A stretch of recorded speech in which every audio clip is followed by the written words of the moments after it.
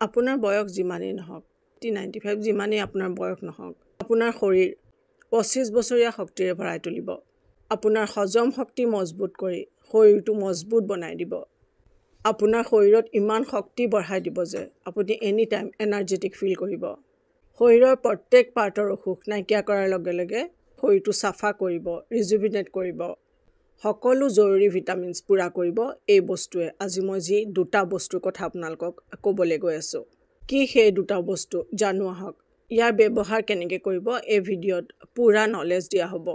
খুব জৰুৰী এই বিষয় আপোনাৰ পুৰা শৰীৰ ভালে ৰাখিবলৈ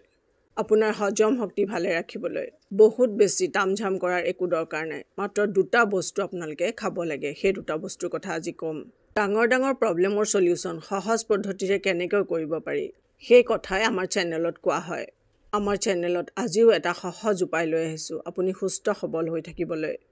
আপুনি এনাৰ্জেটিক আৰু হ্যাপি হৈ থাকিবলৈ